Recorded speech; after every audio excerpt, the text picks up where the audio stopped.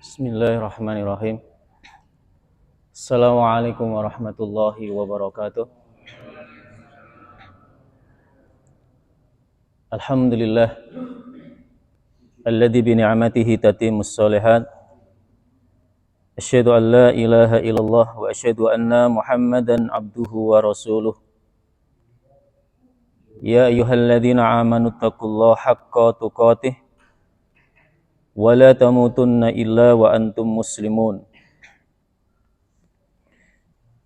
Ya ayyuhalladzina amanu taqullaha wa qulu qawlan sadida yuslih lakum a'malakum wa yaghfir lakum dhunubakum wa man yuti'illaha wa rasulahu faqad faza fawzan 'azima. Allahumma inna nas'aluka 'ilman nafi'an wa rizqan thayyiban wa 'amalan mutaqabbala. Rabbana taqabbal minna innaka antas samiul alim wa tub alaina innaka antat tawwabur rahim. Amma ba'd. Hadirin jamaah salat maghrib Masjid Al-Mawaddah yang dirahmati oleh Allah Subhanahu wa taala. Alhamdulillahirabbil alamin, bersyukur malam hari ini kembali kita dipertemukan oleh Allah di salah satu rumahnya yang mulia dalam rangka melaksanakan sholat maghrib secara berjamaah, disambung dengan duduk di majelis ilmu. Mudah-mudahan Allah Subhanahu wa taala senantiasa memberikan berkah dan rahmatnya kepada kita, menjadikan ilmu kita ilmu yang manfaat dunia dan akhirat, dan menjadikan langkah-langkah kita menuju rumah Allah ini sebagai sarana penghapus dosa-dosa kita, diangkat derajat kita di sisi Allah Subhanahu wa taala. Amin ya rabbal alamin. Malam hari ini melanjutkan pembahasan tentang perang Uhud, dan ini adalah pertemuan yang ketiga. Perang Uhud, jamaah yang dirahmati oleh Allah, terjadi kurang lebih 1 tahun lebih 1 bulan dari perang Badar. Kalau perang Badar terjadi di tahun 2 Hijriah, di tanggal 17 Ramadan, maka perang Uhud ini terjadi di tahun 3 Hijriah, di pertengahan bulan Syawal di hari Sabtu. Kemarin sudah kita bahas beberapa peristiwa penting di dalam perang Uhud. Malam hari ini insyaallah saya akan ambilkan salah satu cuplikan tulisan dari seorang ahli sirah nabawiyah yang menulis kitab judulnya Ar-Rahiqul Maktum. Beliau adalah Syekh Saifur Rahman Al-Mabarakfuri, yang tulisannya dinobatkan sebagai tulisan terbaik kitab sirah nabawiyah. Beliau ini seorang ulama sirah dari India. Beliau sampaikan bahwa di dalam peperangan-peperangan zaman dahulu itu, orang-orang yang membawa bendera itu mempunyai posisi yang sangat penting. Jadi orang yang diberikan amanah untuk memegang bendera itu dijaga jangan sampai bendera itu jatuh. Ya. Kalau bendera itu sampai jatuh, maka itu menjadi tanda, menjadi sinyal bahwa pasukan itu akan kalah. Maka malam hari ini kita akan membahas sedikit tentang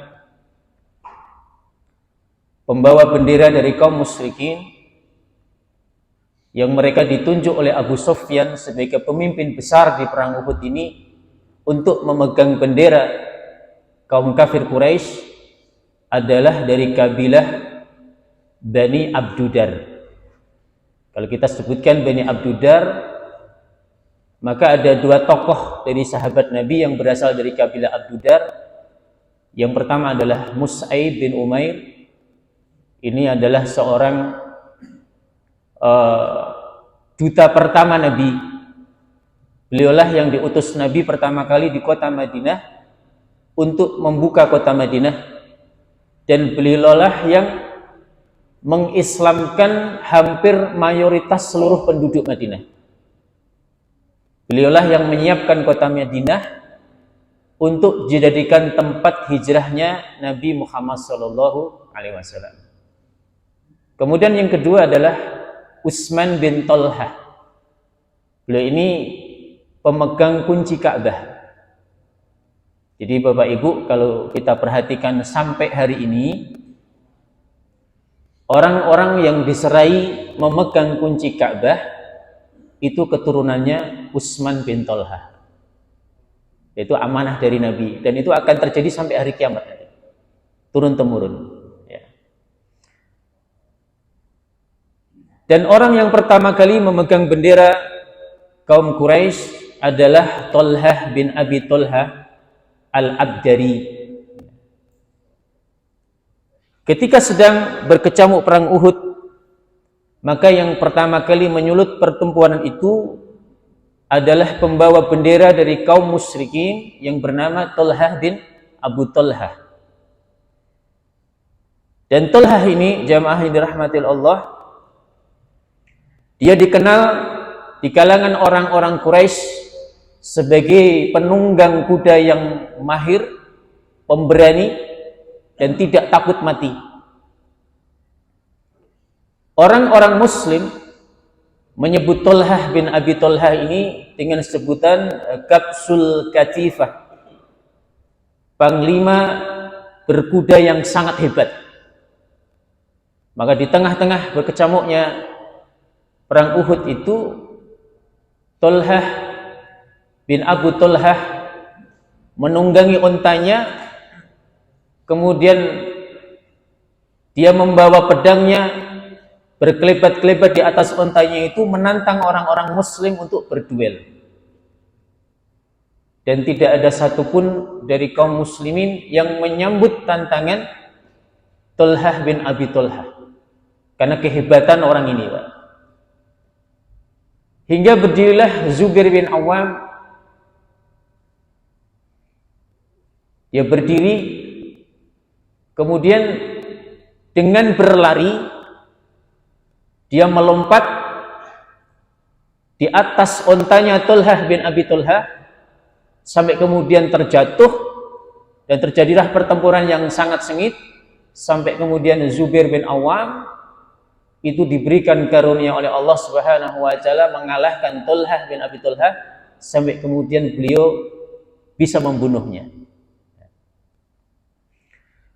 Pertempuran di atas unta itu sampai kemudian berguling-guling di tanah disaksikan oleh Nabi Muhammad SAW. Kemudian Nabi Muhammad SAW bersabda, sesungguhnya setiap nabi itu memiliki hawari.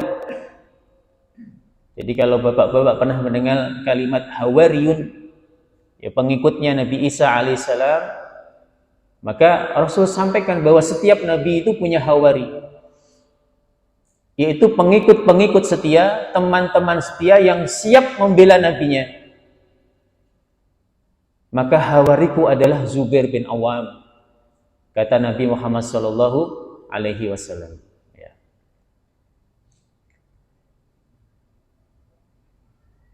Jamaah yang dirahmati oleh Allah Subhanahu wa taala,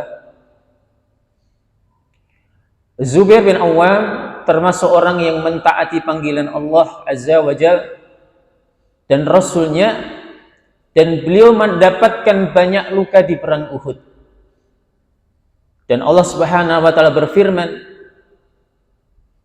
kepada kaum muslimin yang di dalamnya termasuk Zubair bin Awam, alladzina istajabu lillahi war rasul min ba'di ma asabahum qarhul ladzina ahsanu minhum wattaqu ajru anadim, yaitu orang-orang yang mentaati perintah Allah dan Rasulnya sesudah mereka mendapatkan luka di dalam peperangan Uhud.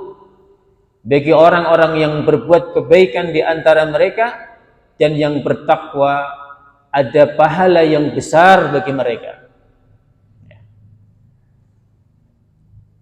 Aisyah radhiyallahu anha berkata kepada Urwah bin Zubair. Urwah bin Zubair ini putranya Zubair bin Awam. Ya. Dan Zubair bin Awam ini, Bapak Ibu, itu menikah dengan Asma binti Abi Bakar, putranya Abi Bakar As-Siddiq. Maka Urwah ini posisinya adalah kemenakan dari Aisyah. Kemenakan dari Aisyah radhiyallahu anha. Beliau pernah berkata kepada pada Urwah bin Zubair, "Wahai anak saudaraku, ketika Rasulullah SAW mengalami sesuatu di dalam perang Uhud, yaitu ketika orang-orang musyrik mundur, ya, beliau khawatir mereka akan kembali. Kemudian beliau berkata, siapa yang akan menghadapi mereka? Maka di antara mereka yang dipilih adalah 70 orang, termasuk di dalamnya Abu Bakar As-Siddiq dan Zubair bin Awam." Kita lanjutkan lagi. Begitu tadi Tolhah bin Abu Tolhah mati di tangan Zubair bin Awam, itu bendera jatuh, Pak. Ya, tadi dikatakan bahwa pemegang bendera ini sangat penting, nggak boleh jatuh itu bendera. Maka bendera yang jatuh itu diambil oleh saudaranya Tolhah bin Abu Tolhah, namanya Abu Saibah bin Abu Tolhah. Ya. Sambil membawa bendera itu kemudian diangkat ke atas, dia mengatakan ada kewajiban di tangan para pembawa bendera untuk menjadikan bendera ini menjulang ke atas dan tidak boleh tumbang di atas tanah. Kemudian Abu Saibah ini berhadapan dengan Hamzah bin Abdul Muttalib. Terjadilah pertempuran yang sangat seru sampai kemudian Hamzah berhasil membunuh Abu Saibah bin Tolhah. Ya, mati. Pemegang bendera kedua. Begitu jatuh lagi, bendera diambil oleh saudaranya yang lain, namanya Abu Sa'ad bin Abi Tolhah. Dan diriwayatkan bahwa Sa'ad bin Abi Tolhah ini mati ketika dia dipanah oleh Sa'ad bin Abi Waqqas. Jadi Sa'ad bin Abi Waqqas ini, Bapak Ibu, termasuk salah satu sahabat yang didoakan oleh Nabi secara khusus. Jadi kalau saat ini memanah, itu tidak pernah luput dari sasarannya, Pak. Ya, ini Sa'ad bin Abi Waqqas, salah satu keistimewaan dari Sa'ad bin Abi Waqqas. Begitu bendera jatuh, bendera itu diambil oleh saudaranya yang lain, namanya Musafi bin Tolhah bin Abu Tolhah, namun ia pun dibunuh oleh Asim bin Sabit. Mati lagi. Lalu Al-Julas bin Tolhah bin Abi Tolhah, ini anaknya Tolhah bin Abi Tolhah, dibunuh oleh Ali bin Abi Thalib. Di dalam riwayat yang lain, Musafi dibunuh oleh Hamzah. Dan bendera yang jatuh itu kembali diambil oleh suku dari Bani Abdiddar yang bernama Suraih bin Kharis. Dan Suraih bin Kharis ini dibunuh oleh seseorang yang bernama Khusman. Khusman ini siapa? Khusman ini ternyata orang-orang munafik, salah satu orang munafik yang tersisa di perang Uhud. Kemarin kita sampaikan kan? Jadi begitu mereka datang dengan 300 pasukan, belum sampai di Uhud, itu mereka melakukan pengkhianatan. 300 pasukan orang-orang munafik kembali ke kota Madinah. Ternyata ada nama Khusman yang tertinggal, dan dia berhasil membunuh salah satu dari kabilah Bani Abdiddar. Ya. Jatuh lagi itu bendera, Kemudian bendera itu diambil oleh Abu Zaid Amr bin Abdi Manaf, yang kemudian kembali dibunuh oleh Kusman. Ya. Bendera jatuh lagi, diambil kemudian oleh Surahbil bin Hasim, dan kembali Kusman berhasil membunuh orang tersebut. Maka ada 10 orang dari kabilah Bani Abdidar yang memegang bendera itu, ya, yang terbunuh oleh kaum muslimin.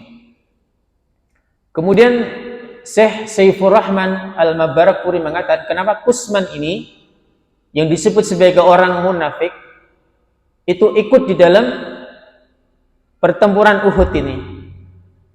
Maka dikatakan dia terlibat di dalam peperangan Uhud bukan karena membela agama Islam, bukan karena membela Allah, bukan karena membela Rasulnya, tapi semata-mata Kusman orang munafik ini mengangkat senjatanya untuk menunjukkan kejantanannya, untuk menunjukkan kehebatannya.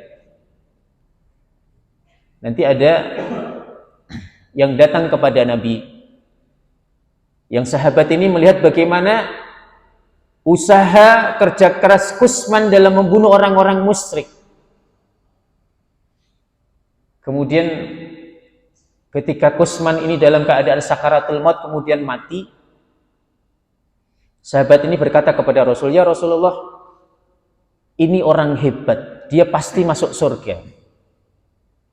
Kata salah satu sahabat. Rasul mengatakan tidak, justru dia ini adalah seorang ahli neraka.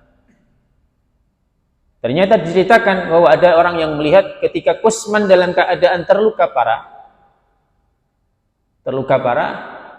kemudian dia berperang bukan karena Allah, maka begitu dia mendapati lukanya sangat parah dan tidak kuat menahan sakit, dia mengambil pedangnya kemudian membunuh dirinya sendiri. Bunuh diri, Pak. Maka kata Rasul, inilah yang menyebabkan Kusman ini meskipun dia bertempur di pihak muslimin, membunuh banyak orang-orang musyrik, tapi dia mati dalam keadaan su'ul khatimah. Na'udzubillah min dzalik, ya. Makanya dalam ibadah itu niat sangat penting sekali, Bapak Ibu. Ya, niat itu sangat penting. Mungkin amal yang kita kerjakan itu amal yang sepele, yang sederhana, yang kecil, yang mungkin diremehkan oleh banyak orang. Tapi dikarenakan niat yang baik karena Allah Subhanahu wa taala, maka niat yang amal yang remeh itu, amal yang kecil itu akan dibesarkan oleh Allah Subhanahu wa taala. Sebaliknya, ada orang yang beramal dengan amal yang besar, tapi niatnya bukan karena Allah, maka amal yang besar itu akan dikerdilkan oleh Allah, bahkan dibinasakan oleh Allah. Tidak ada artinya. Ya, maka niat ini penting. Ya, niat ini penting. Ketika 10 orang dari orang-orang musyrik ini pembawa bendera itu semua mati, tiba-tiba muncul orang yang disebut sebagai pembantunya dari kabilah Abdidar. Jadi orang kabilah Abdidar ini punya pembantu namanya Su'ab. Ya. Su'ab tiba-tiba melihat tuan-tuannya ini mati. Dia kemudian mengambil bendera, kemudian mengibarkan bendera itu dan bertarung dengan sangat luar biasa. Melebihi 10 orang yang mati tadi. Melebihi tuan-tuannya. Tapi kemudian Su'ab ini mati, tangannya terputus. Kemudian begitu mati, bendera ini jatuh, tidak ada satupun dari orang-orang Quraisy yang berani mengambil bendera ini. Tergeletak jatuh. Ya. Kemudian ada satu kisah lagi tentang Abu Dujannah. Kemarin sudah kita bahas Abu Dujannah. Abu Dujannah adalah orang yang diberikan pedang langsung dari Nabi Muhammad SAW. Kamu terima pedang ini wahai Abu Dujannah dan tunaikan hak-hak dari pedang ini. Sebelum peristiwa itu, Syekh Saifur Rahman menyebutkan bahwa ada satu peristiwa di mana Zubair bin Awam itu sebenarnya lebih dulu meminta kepada Nabi agar pedangnya itu diberikan kepada beliau. Ya. Tapi ternyata Nabi lebih memilih diberikan kepada Abu Dujannah. Maka ada hal yang mengganjal dalam hati beliau ini. Kenapa diberikan kepada Abu Dujannah? Sedangkan saya ini adalah putra dari bibi beliau. Jadi ibunya Zubair bin Awam itu namanya Sofiyah. Sofiyah itu bibinya Nabi. Ya. Sedangkan Abu Dujannah ini bukan orang Muhajirin, tapi orang Ansor. Mestinya saya yang lebih pantas gitu ya. Tapi kata beliau, maka kemanapun Abu Dujannah pergi, saya menguntit di belakangnya. Saya ingin melihat apa yang dilakukan Abu Dujannah dengan pedang Nabi itu. Bagaimana caranya dia menunaikan hak dari pedang itu. Maka diikuti itu, Pak. Dan Zubair mengatakan, demi Allah, aku tidak pernah melihat seseorang yang berperang sehebat Abu Dujannah. Setiap dia bertemu dengan musuh, maka dipastikan musuh itu akan mati ditebas oleh pedangnya Abu Dujannah. Sampai suatu ketika, aku melihat seorang pasukan dari Quraisy yang memiliki tubuh yang kuat dengan keahlian pedang yang luar biasa, banyak melukai kaum muslimin.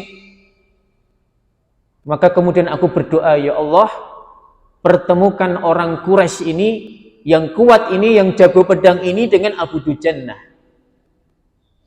Dan subhanallah, doaku dikabulkan oleh Allah Subhanahu wa taala. Maka bertemulah dua orang hebat ini. Mereka bertarung dengan keahlian pedang mereka sampai kemudian Abu Dujannah berhasil membunuh orang itu. Kemudian Zubair mengatakan, aku mengucapkan takbir Allahu Akbar di balik persembunyianku. Jadi Zubair ini nggak ikut perang, Pak, ngikutin itu. Pengen tahu aja, ya, apa yang digunakan, yang dipakai dari pedang Nabi ini ketika dibawa oleh Abu Dujannah. Ya. Sampai kemudian Abu Dujannah ini berada di tengah-tengah kaum wanita Quraisy. Dan Abu Dujannah tidak menyadari bahwa yang dihadapi itu adalah wanita-wanita Quraisy. Enggak tahu beliau. Maka berhadapan dengan salah satu wanita Quraisy, beradu pedang sampai Abu Dujannah ini berhasil menjatuhkan pedang wanita tersebut. Begitu Abu Dujannah mengangkat pedangnya mau diayunkan, orang tadi teriak, Pak. Dan ternyata teriakannya adalah teriakan wanita. Maka kembali diangkat pedangnya. Abu Dujannah mengatakan, tidak pantas pedang Rasul Shallallahu Alaihi Wasallam yang mulia ini untuk menebas leher seorang wanita. Ternyata wanita itu adalah Hindun binti Utbah. Istrinya siapa? Istrinya siapa? Abu Sufyan bin Harb, pemimpin besar Quraisy. Ya. Kemudian jamaah yang dirahmati oleh Allah Subhanahu wa taala, selanjutnya kita akan membahas wafatnya Hamzah bin Abdul Muttalib. Hamzah ini di dalam perang Uhud menjadi tokoh sentral, pejuang yang sangat heroik, yang banyak menumbangkan musuh-musuh Allah Subhanahu wa taala. Dan keberadaan beliau ini diincar oleh banyak musuh. Setidaknya ada dua nama. Yang satu adalah Jubair bin Mut'im. Kemudian yang kedua adalah Hindun binti Utbah. Dua orang ini menaruh dendam yang luar biasa kepada Hamzah bin Abdul Muttalib, paman Nabi Muhammad sallallahu alaihi wasallam. Kenapa Jubair bin Mut'im ini punya dendam kepada Hamzah? Karena Hamzah lah yang membunuh paman Jubair bin Mut'im di perang Badar, yang bernama Tu'aimah bin Adi. Sementara Hindun binti Utbah itu dendam dengan Hamzah dikarenakan ayahnya Utbah bin Rabi'ah, kemudian saudaranya Soibah bin Utbah itu dibunuh oleh Hamzah bin Abdul Muttalib. Jubair bin Mut'im datang kepada salah satu budaknya namanya Wahsi. Wahsi ini orang yang berasal dari Habasah. Dan orang-orang Habasah itu mereka dianugerahi oleh Allah punya keahlian melemparkan tombak. Jadi kalau melempar tombak itu nggak pernah meleset itu orang-orang Habasah itu. Dan nanti orang-orang Habasah itu sebagian dari sahabat Nabi dari orang-orang Habasah mengajari para sahabat itu melempar panah, melempar tombak. Yaitu mereka punya keahlian yang luar biasa. Salah satunya adalah Wahsi ini. Kata Jubair, ya Wahsi, kalau engkau sanggup membunuh Hamzah, maka hadiahnya adalah saya bebaskan dari perbudakan. Kamu akan menjadi orang merdeka. Jadi harapan budak-budak zaman dulu itu, Pak. Cita-cita tinggi mereka itu dibebaskan jadi perbudakan itu. Itu cita-cita yang luar biasa zaman dulu. Ya. Karena budak sehebat apapun dia, budak itu tidak lebih dari binatang ternak, Pak. Hina, mereka dianggap hina. Maka bagi mereka yang dimerdekakan itu menjadi sesuatu yang luar biasa, kebahagiaan yang luar biasa. Maka Wahsi sepakat. Ya. Kemudian yang kedua datanglah Hindun kepada Wahsi. Ya Wahsi, kamu tahu kan, ayahku, saudaraku itu dibunuh sama Hamzah. Hari ini aku bawakan perhiasan yang mahal untukmu. Jika kamu sanggup membunuh Hamzah, maka harta berharga ini untukmu. Maka Wahsi mempersiapkan tombaknya. Dan Wahsi ini Bapak Ibu, itu tidak ikut terlibat di dalam perang Uhud. Ya, tidak terlibat sama sekali. Tujuannya, motivasinya hanya membunuh Hamzah. Setelah selesai sudah. Ya. Jadi targetnya itu adalah Hamzah. Maka Wahsi ini kemudian mengendap-endap di bawah batu, di bawah pohon, bersembunyi, mencari celah kapan saatnya dia membunuh Hamzah bin Abdul Muttalib. Ya. Maka ketika dia bersembunyi di balik batu itu, tiba-tiba muncul Sibak bin Abdul Uzza yang lebih dulu mendatangi Hamzah kemudian menantang duel. Maka perkelahian antara Hamzah dan Sibak ini disaksikan oleh Wahsi. Dan ini kata Wahsi, ini adalah saat yang tepat aku melemparkan tombak itu. Dan tidak butuh lama Hamzah kemudian sanggup membunuh Sibak bin Abdul Uzza, mati.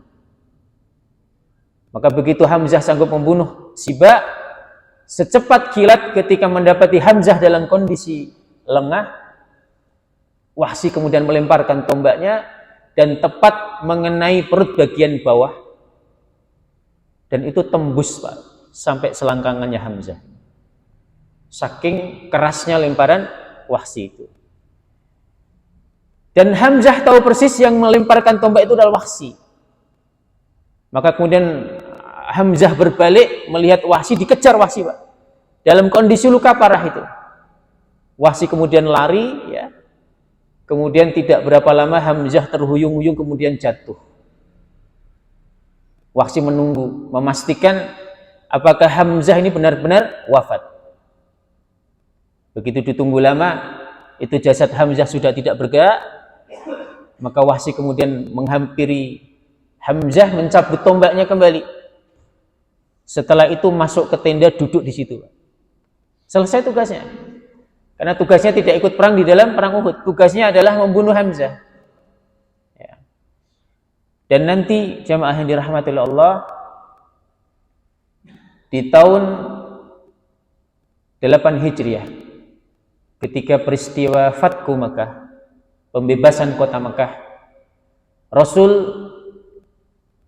membawa pasukan 10.000 menuju kota Mekah untuk membebaskan kota Mekah dari kemusyrikan.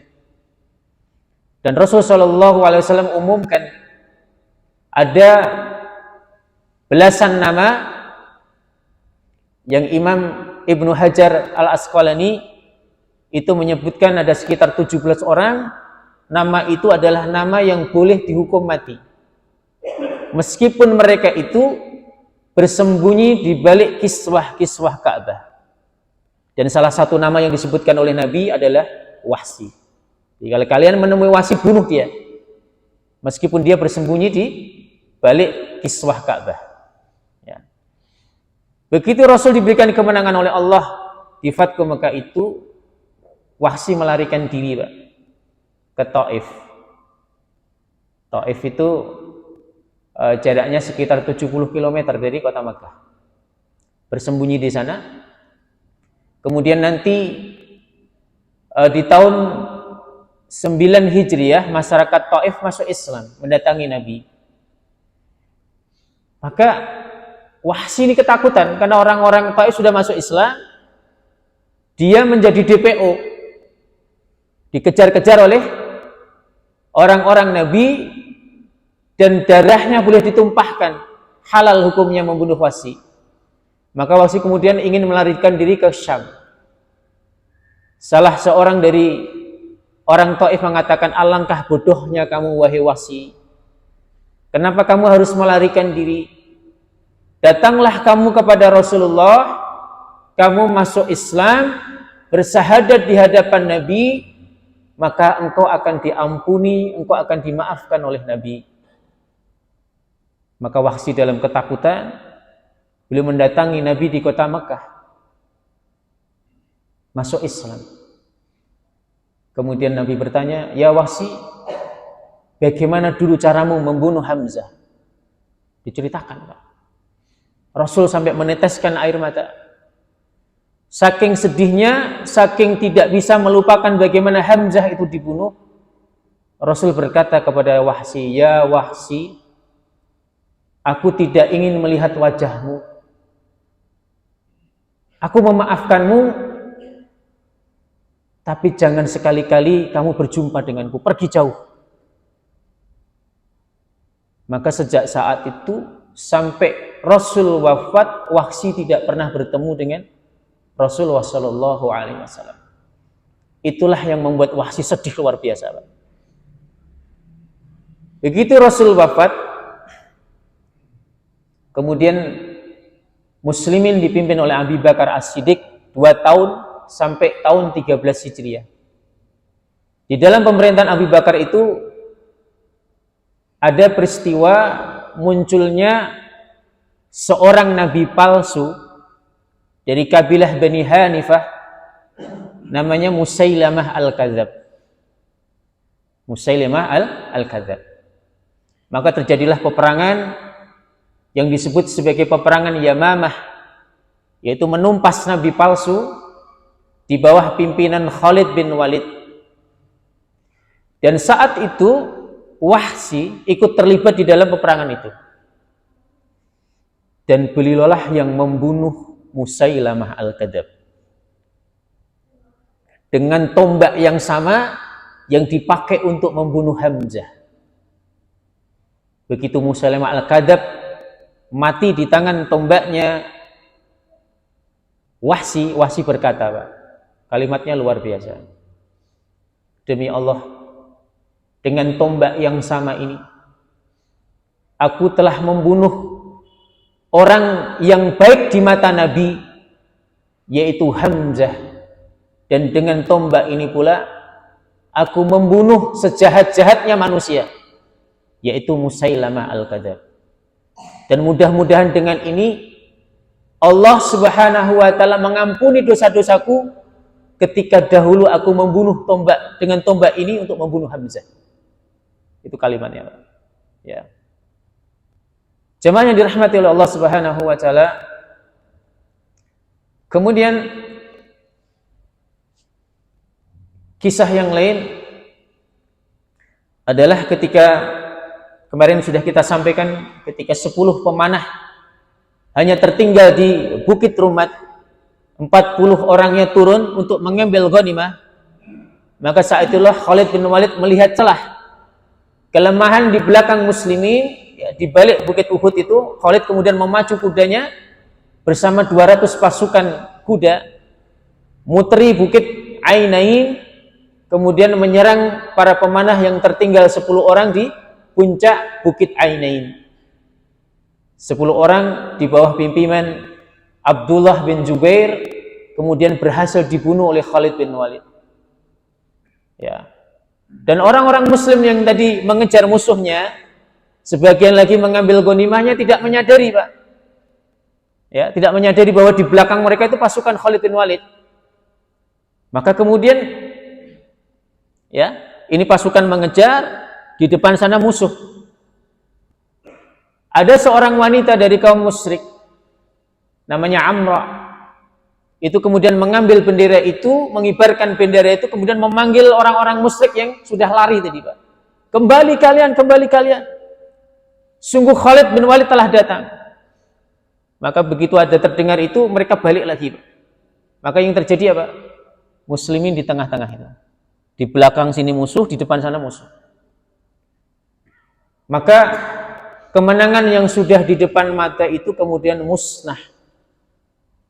Dikarenakan apa? Kecintaan muslimin terhadap dunia, ghanimah tadi itu, Pak. Harta rampasan perang itu. Itu yang membuat muslimin kalah. Ya. Yang kedua, mereka ini para sahabat Nabi yang ada di Bukit Ainain itu, mereka menyelisih perintah Nabi. Jadi dua sebab muslimin kalah. Satu karena mereka cinta dunia, yang kedua karena mereka menyelisih perintah Nabi Muhammad SAW. Maka hati-hati Bapak Ibu.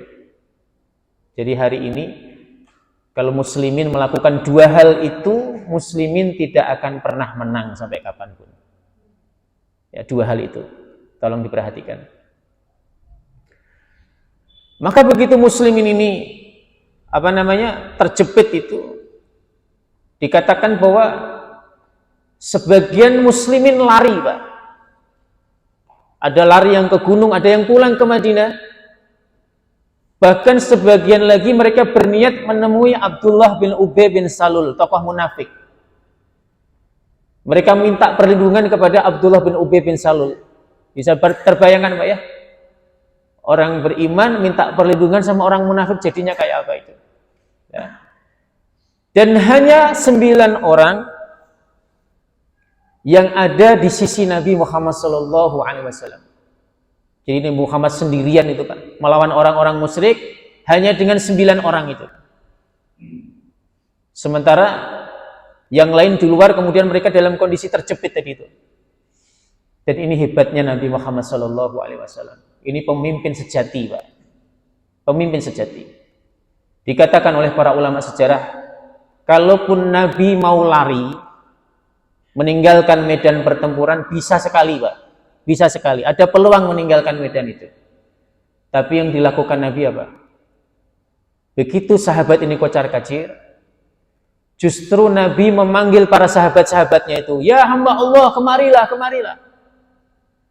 Dan teriakan Nabi ini kemudian didengar oleh orang-orang Quraisy. Maka apa yang terjadi, Pak? Orang-orang kafir Quraisy yang banyak tadi, yang mereka sibuk menghadapi sahabat Nabi, ditinggal itu sahabat Nabi, Pak. Yang terjadi adalah mereka kemudian mendatangi Nabi. Seperti air bah yang datang. Ratusan orang datang mengerumuni Nabi Muhammad SAW. Kenapa Nabi melakukan ini, Pak? Karena Nabi Muhammad SAW ingin melindungi sahabat-sahabatnya tadi, Pak. Dengan mengalihkan perhatiannya, maka sahabat-sahabat Nabi yang terjepit di dalam jepitan musuh tadi itu bisa bebas. Nah, ini pemimpin sejati, Pak. Bukan nyari untung sendiri, nyari hidup sendiri. Nah, mau pasukan mati nggak terserah. Yang penting saya hidup. Nah, itu pemimpin yang nggak benar itu. Ini Nabi Muhammad SAW. Imam Al-Bukhari dari Aisyah radhiyallahu anha, beliau berkata, di saat perang Uhud Di awal-awal perang, musyrikin sudah kalah telak. Lalu ada setan yang berseru, "Hai hamba-hamba Allah, waspadailah orang-orang di belakang kalian." Ya. Jadi setan itu muncul di perang Uhud itu berteriak, Pak, mengingatkan orang-orang beriman, waspadi orang-orang di belakangmu itu. Ya. Dan mereka menduga itu adalah musuh-musuh Islam. Ternyata saking tercampur aduknya itu tidak lagi bisa dibedakan, Pak. Mana pasukan muslimin, mana pasukan musuh. Yang terjadi adalah muslimin bisa membunuh muslimin sendiri itu, saking kacaunya, saking paniknya. Dan disebutkan di dalam ahli sejarah bahwa salah satu yang wafat dari kalangan muslimin yang dibunuh oleh kaum muslimin sendiri adalah Al-Yaman. Ini ayahnya dari Abu Hudzaifah. Dia melihat dengan mata kepalanya sendiri bagaimana ayahnya ini dibunuh oleh orang-orang muslim. Begitu ayahnya wafat, kata Hudzaifah, "Ya Allah, mudah-mudahan kau ampuni dosa-dosa orang muslimin ini yang telah membunuh ayahku." Ini menunjukkan bahwa nyawa muslimin ini penting, Pak, ya. Satu orang nyawa muslimin itu penting. Ya. Kemudian Mus'ab bin Umair dalam kondisi terjepit itu beliau membawa bendera, Pak, ya. Bendera itu tadi saya katakan tidak boleh jatuh ini. Ya. Dia berperang sambil membawa bendera. Kemudian dalam pertempuran yang tidak imbang itu Mus'ab bin Umair terputus tangan sebelah kanannya. Jatuh tangannya. Kemudian bendera itu dipindah di sebelah kirinya. Tangan sebelah kirinya. Kemudian tangan kirinya juga putus. Sampai kemudian Mus'ab bin Umair ini wafat. Dan kata sahabat Nabi Muhammad SAW, "Dan tidaklah aku melihat Mus'ab bin Umair kecuali beliau ini mati dalam keadaan tubuhnya penuh luka."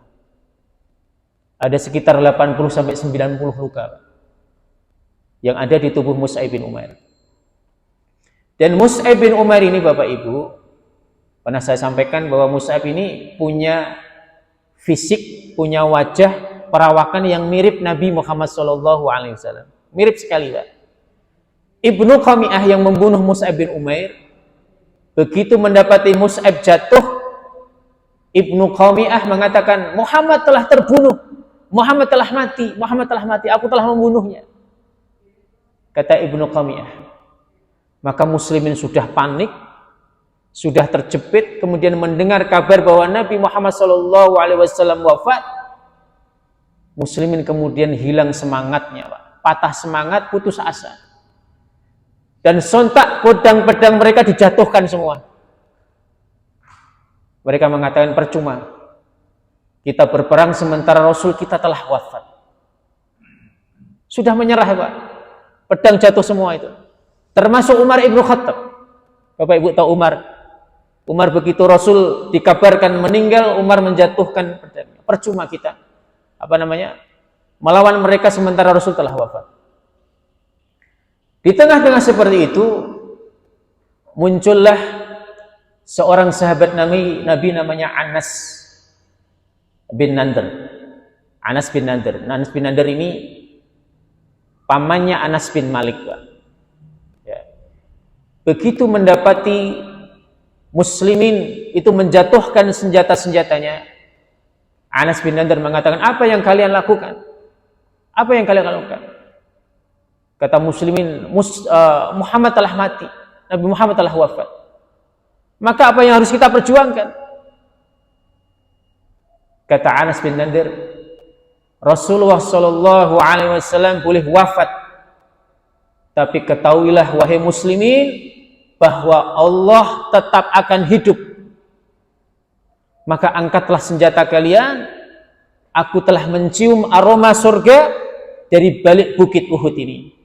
Maka kemudian Anas bin Nadir melompat di tengah-tengah pertempuran itu sampai kemudian beliau wafat, dan tidak ada satupun yang mengenali jasad beliau karena wajahnya sudah remuk sekali, Pak. Itu dimutilasi sama orang-orang kafir Quraisy. Dan tidaklah yang mengenali jasad Anas bin Nadhr kecuali adalah adiknya sendiri. Itu dikenali dari jari-jarinya, Pak. Itu ternyata An-Nadhr bin Haris. Dan kami menjumpai An-Nadhr bin Haris itu wafat dalam keadaan tubuhnya penuh luka sampai tidak dikenali. Tapi inilah Masya Allah kisah-kisah heroik di dalam perang Uhud, bagaimana mereka ini mengangkat senjata hanya untuk membela Allah dan Rasulnya, membela agamanya, dan tidak ada niat sedikit pun dari hati mereka kecuali mereka ingin mendapatkan surga Allah Subhanahu wa ta'ala. Mudah-mudahan bermanfaat. Subhanakallahumma wa bihamdika asyhadu an la ilaha illa anta astaghfiruka wa atubu ilaik. Wassalamualaikum warahmatullahi wabarakatuh.